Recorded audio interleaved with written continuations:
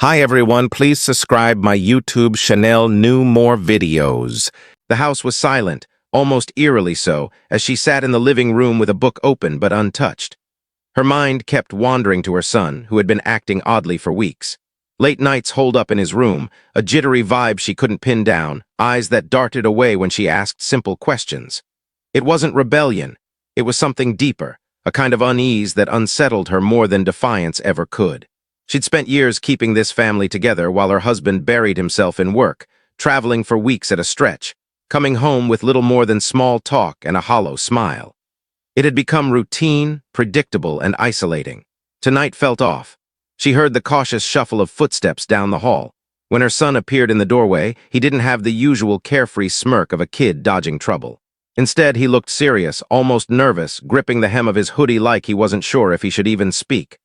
"Mom," he said softly, "can I ask you something? It's kind of personal." She nodded right away, sensing the gravity of the moment, setting her book aside to focus entirely on him. He hesitated before spilling that he had a big date coming up, his first one, and he didn't know how to act. He didn't want to mess up or hurt anyone by saying the wrong thing. Her heart swelled with pride, tinged with a pang of sadness. When had he grown up enough to need this kind of advice? It felt like just yesterday she was teaching him to tie his sneakers. Now he was asking how to carry himself with confidence, how to make someone feel valued. She gave him a warm smile to ease his nerves, assuring him it was normal to feel uncertain, that everyone feels this way stepping into something new. She told him that respect, kindness, and really listening matter more than any smooth line. As she spoke, she noticed how closely he listened, hanging on her every word, like she held the secrets to a world he was eager to navigate. There was a sincerity in his eyes she hadn't seen in ages, the same openness he'd had as a little kid running to her after scraping his knee. They sat together for what felt like hours, going over small details, how to keep a conversation going, how to pick up on little things about someone, how to be thoughtful without overanalyzing. She kept her tone upbeat and encouraging, but deep down, she felt an ache she couldn't name. It wasn't just about him growing up.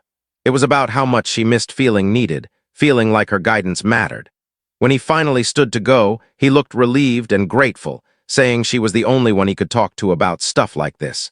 She told him to trust himself, to enjoy the moment, and to remember that being real was what counted most. After he left, she sat alone in the quiet again, but it no longer felt calm. It felt like the start of something she couldn't quite pin down, a shift in their home she wasn't ready to face. The next evening, he found her in the kitchen, still in his school jacket, eyes wide with a kind of urgency that didn't wait for a better moment. He wanted more advice, not just about what to say on his date, but how to carry himself, how to seem confident when he felt anything but. She poured some tea and listened, realizing this wasn't just nerves about a new experience. It was about him not yet knowing who he was. She started with the basics: how to make eye contact without staring, how to stand without fidgeting, how to let words flow naturally instead of forcing them. He nodded along, soaking up every word like it was more than just tips for one night. As she talked, he started asking deeper questions, about emotions, about knowing if someone genuinely liked you or was just being nice. His thoughtfulness surprised her, a maturity she hadn't noticed before. Their conversation shifted from practical tips to something more honest. He admitted he sometimes felt invisible at school, unsure if anyone really noticed him. In a quieter voice than she meant, she admitted she often felt invisible too, with his dad gone so much and their home growing quiet and distant. What started as advice became something more personal, a rare moment between two people who needed to feel understood. They laughed at first when she shared stories from her own teenage years, but the laughter faded into a kind of shared calm. He said she was the only one who really heard him, who took his worries seriously. She tried to brush it off lightly, but inside she felt something she hadn't in years. A sense of being needed, not just as a mom going through the motions, but as someone whose words made a difference. The hours slipped by unnoticed. He wanted to practice what to say on his date to avoid freezing up. She hesitated at first, unsure about pretending to be his date, but his pleading look convinced her. They kept it light, tossing lines back and forth, joking about awkward pauses, but even in the humor there was a strange focus, like he wasn't just practicing. He was watching her closely, studying how she spoke, how she reacted. When he thanked her again before heading to bed, his gratitude felt heavier, almost solemn. She stayed at the table long after he left, tracing the edge of her mug, wondering why their talk left her so unsettled. It had been innocent, even sweet, but the closeness felt off. She couldn't shake the sense that she was filling a role no mother should, that this guidance was becoming something deeper than either of them meant. Yet part of her, the lonely part, couldn't deny how good it felt to matter this much. The following night he came back, carrying a nervous energy she couldn't ignore. He said the date was approaching fast, and he needed one last practice to avoid embarrassing himself. She wanted to tell him he didn't need to rehearse, that being himself was enough, but his anxious expression softened her resolve. They sat together in the dimly lit room, and she slipped easily into the role he asked her to play. At first it was playful, a light exchange to calm his nerves. She teased him about overthinking every word, and he laughed, a sound that tugged at her heart because it had been so long since she'd heard it. But as they continued, the laughter slowed.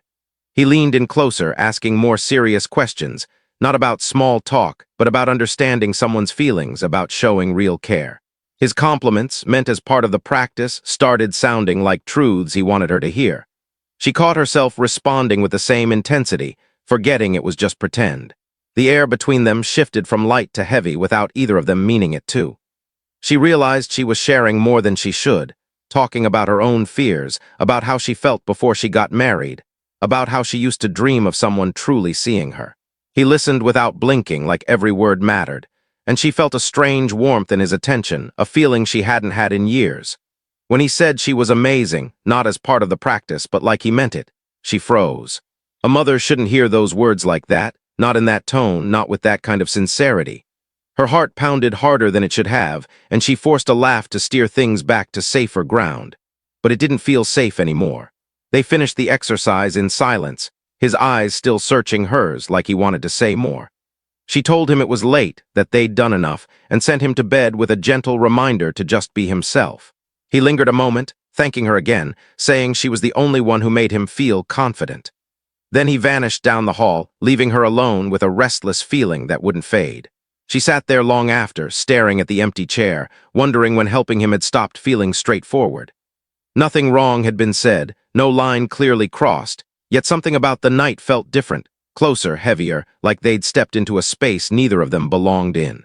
She told herself it was just nerves, that she was overthinking, but deep down, she knew something in her had shifted, and it scared her more than she wanted to admit. The day of his date arrived, and the house felt strangely quiet as she waited for him to come back. When he walked in, his face glowing with excitement, she could tell it went well. He spilled every detail in bursts, how the conversation flowed, how he wasn't nervous, how her advice worked better than he'd hoped.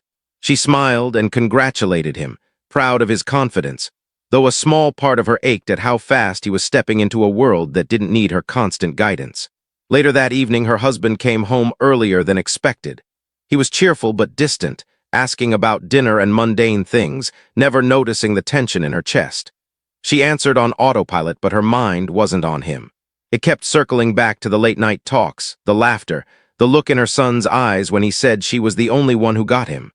Nothing inappropriate had happened, but the closeness was sharper than she wanted to admit.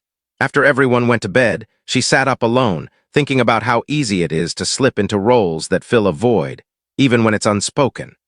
She realized her own loneliness had made her too eager to give more than just advice, how much she craved being valued, even if only through her son's grateful words. The thought unsettled her. She knew she needed to set a clear boundary for both their sakes before their bond blurred further. The next morning, she called him into the kitchen. Her tone was kind but firm as she told him how proud she was, how he didn't need her to rehearse conversations or guide him through every step anymore. She explained that growing up meant figuring things out on his own, and while she'd always be there to listen, he needed to trust himself now. He nodded, a bit disappointed but understanding, and thanked her one more time for believing in him. She watched him head off to school with a mix of pride and sadness, knowing he was stepping into his own world. Then she turned to face the truth she'd been avoiding. Her marriage, once so dear, had grown cold, and that emptiness had left her reaching for connection wherever she could find it. If she didn't fix what was broken at home, these quiet moments of loneliness would keep pulling her heart astray. That night, she sat with her husband, and for the first time in months, spoke openly about how distant they'd become. It wasn't an easy talk, but it was necessary. She vowed to herself that her son would never again bear the weight of her unspoken loneliness. Their bond would stay strong, but she'd protect it carefully. What started as simple guidance had taught her a lesson too. Love must stay in its proper place, or it risks becoming something neither person ever meant it to be.